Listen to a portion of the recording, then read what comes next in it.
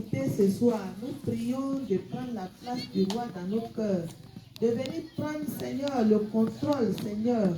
Touche nos vies. Nous voulons t'appartenir. Que toute la gloire te revienne au nom de Jésus. Amen. Amen. Nous allons lire la parole de Dieu dans Jean 3.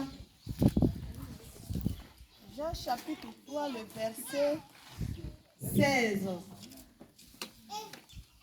Il est écrit.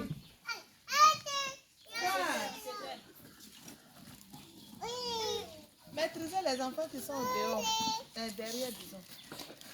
Il est écrit, car Dieu a tant aimé le monde qu'il a donné son Fils unique, afin que quiconque croit en lui ne périsse point, mais qu'il ait la vie éternelle. Dieu, le verset 17, Dieu en effet n'a pas envoyé son Fils dans le monde pour qu'il juge le monde, mais pour que le monde soit sauvé par lui. Amen. Chers parents, et ceux qui sont adolescents, je voudrais m'adresser à vous. Je sais qu'il y en a qui n'ont pas encore fait d'enfants, mais quand tu mets un enfant au monde, tu l'aimes beaucoup. Alléluia. Il y en a qui ont 5, il y en a qui ont 3, il y en a qui ont 1, il y en a qui ont 10. Mais quand on te dit de donner un enfant, on va sacrifier. Est-ce que ça va te plaire? Hein? Vous avez vos soeurs ici. Si on te dit de donner un, on va égorger là. Est-ce que ça va te plaire? Ok. Mais Dieu, il a accepté de nous donner le seul Jésus qui lui restait pour qu'il vienne mourir à la croix pour toi et pour moi, pour que nous soyons sauvés. Alléluia. Donc, il est important pour Dieu d'accepter Jésus en tant que Seigneur et Sauveur. C'est comme si nous étions séparés de Dieu à cause du péché. Vous voyez, Dieu a créé l'homme, il a mis tout à la disposition de l'homme. Mais l'homme a péché au départ. Ce qui a entraîné le péché dans le monde. Et ce qui a fait que Dieu et l'homme, il y a une séparation. Mais la personne qui devait régler ce problème-là, c'était Jésus. C'est comme ton enfant a fait quelque chose qui n'est pas bien. Et puis tu veux le frapper. D'ailleurs, même quand tu es fâché, tu dis, tu ne manges plus, tu ne dors plus à la maison, je te chasse même. Et puis quelqu'un vient, il dit, hé, pardon, il ne faut pas frapper ton enfant, il ne faut pas punir ton enfant, il ne faut pas le rejeter. Vraiment, moi je suis venue. Ce que tu voulais faire à l'enfant là, il faut me faire ça. Alléluia. Et c'est ce qui est le cas de Jésus. Jésus est venu mourir à la croix pour nos péchés.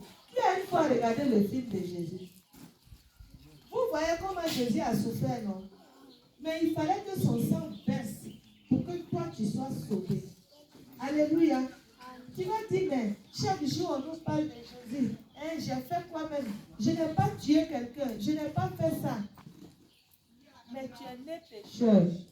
Tu es né pécheur. Tu dois reconnaître que Jésus est mort pour toi à la croix. La personne en tout cas qui reconnaît le sacrifice de Jésus est acceptée de Dieu. Alléluia. Les enfants meurent. Les grandes personnes meurent.